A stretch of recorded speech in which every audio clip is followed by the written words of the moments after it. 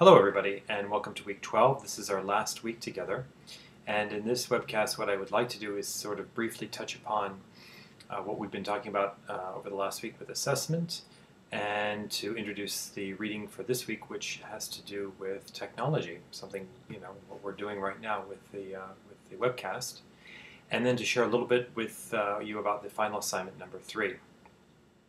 So last week we were reading and talking about assessment, writing assessment. How was it done? What are the various kinds? And unfortunately, I didn't have an opportunity to do a webcast. I was in Boston and didn't have the technology available to me at the time. But I shared a little bit about some things you would see in the reading, which was looking at holistic assessment, analytical assessment, and primary trait assessment. And those are largely the 3 most common ways in which writing is assessed, either in classroom contexts or for sort of university or college in-house type of assessment exams that are given for placement purposes largely, and also for large-scale testing like TOEFL or IELTS, for example. Portfolios, however, are certainly becoming more and more prevalent, and Ferris and Hedgecock actually spend a good deal of time talking about portfolio assessment, and perhaps that's something that you have experienced yourself or something that you've done in your own writing classes. And if you have, I'd be really curious to hear about what your experience with portfolio assessment is like. Most people tend to have more experience with holistic assessment, which is the first component that they talk about, where you have sort of these large general categories to look at writing and to evaluate based on that.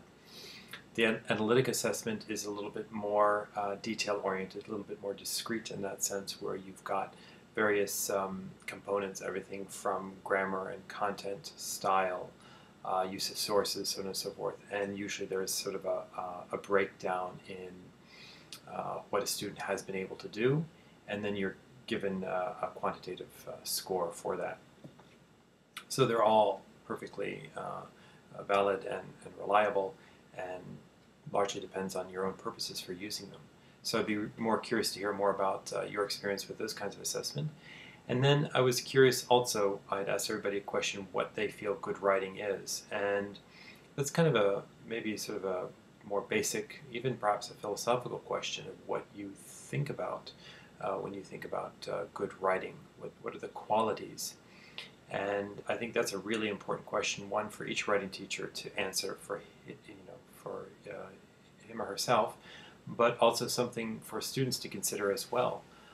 When I teach writing, and I teach a writing course about 3 or 4 times a year to other doctoral candidates at U of T.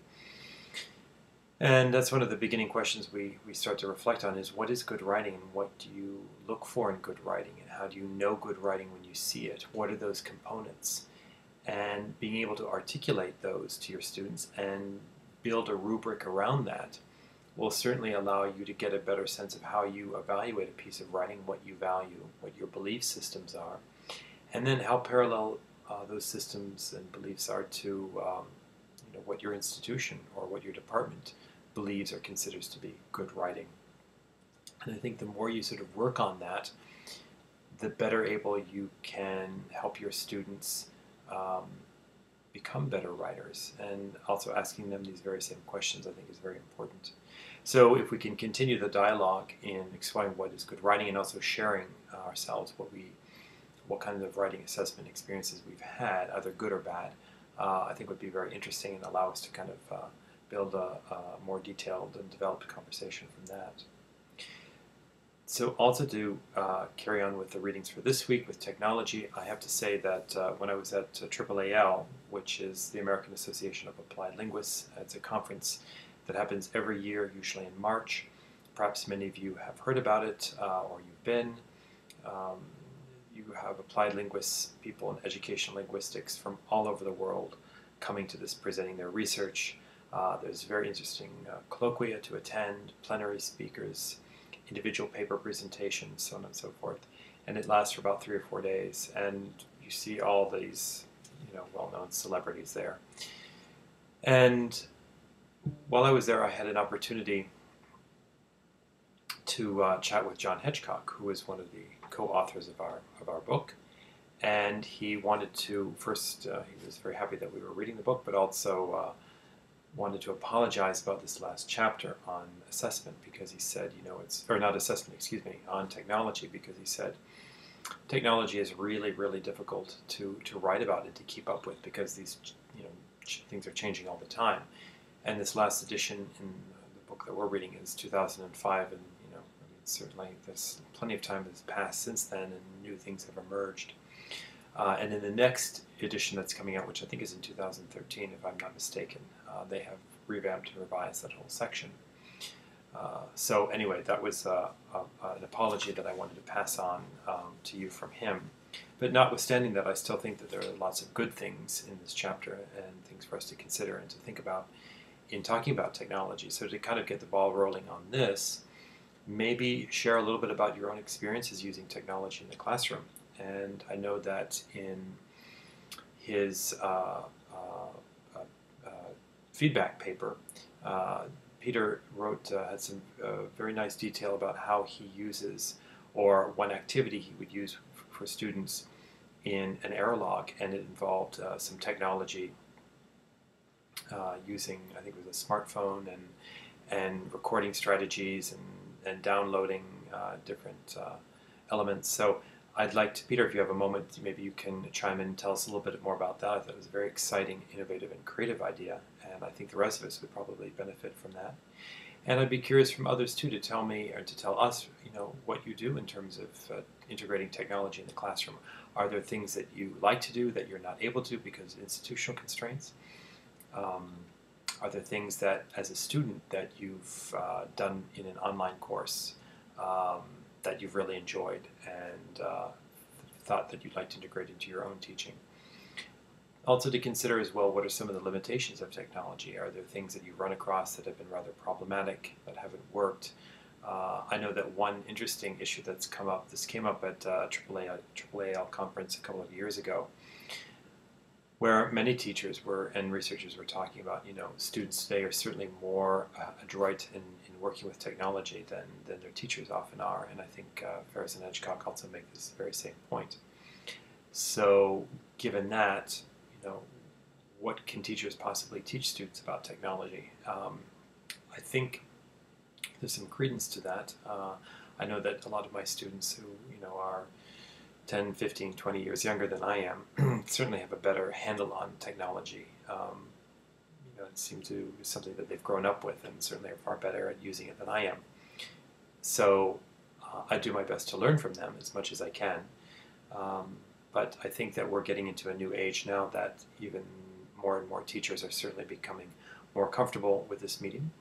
And there's certainly more institutional support, depending on where you are, to integrate technology in various forms into courses. So tell us a little bit about your own experiences with technology and writing, and things that maybe perhaps you've always wanted to try but haven't had an opportunity. So I look forward to hearing more conversation about that. So the two readings actually for this week, of course, was the Ferris and Hedgecock chapter, but also one by Eva Lamb, which is one of my favorite pieces. And the title of this one is Second Language Literacy and the Design of the Self, a case study of a teenager writing on the internet. And this is an article, I think it was done about 10 years ago, and it involves sort of, I guess we could say it brings together writing, identity, and voice, all within an online context. And I find this article to be quite interesting. She actually spent some time with an adolescent, I think, who was 14 or 15 years old, I don't remember.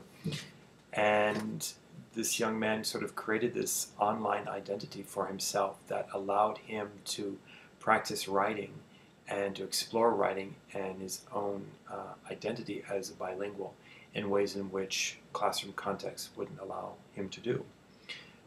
So I'm curious to hear what your feedback is regarding this article is.